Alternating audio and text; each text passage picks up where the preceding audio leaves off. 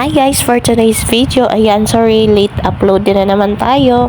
Itong cake na ito ay McQueen Team Cake. Ayan, thank you so much kay Irene Camino for always trusting Miss Cakes and Pastry. Dito siya palagi sa akin nag-order tuwing birthday ng kanyang anak na si 40. Ayan, magto 2 years old na si 40. Kaya, McQueen na naman yung team cake niya nakaraan. Mga tractor farm. Kaya ngayon, yung kanyang order ay pang McQueen. Ayan, itong flavor nito ay yema flavor.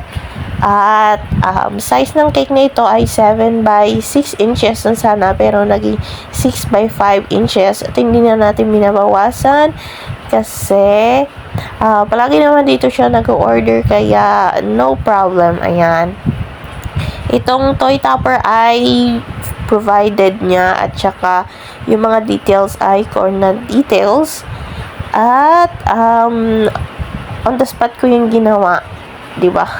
Kasi hapon niya naman yung kukunin yung cake, kaya ginawa ko tong mga toppers na ito umaga para naman wala lang, trip ko lang ma-hustle, charot. Ayan, namukha tuloy na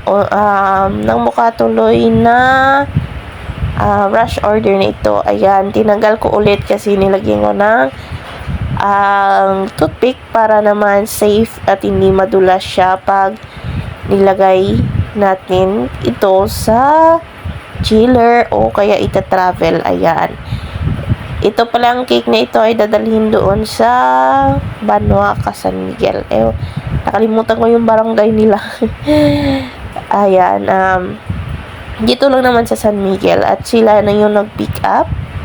Ganyan lang kasimple yung cake natin for today's video. Ayan, please don't forget to like and follow and share na rin itong video para naman umabot kahit saan-saan. Charot! Yan lang guys. Love you all, Mama Kiss. Love po.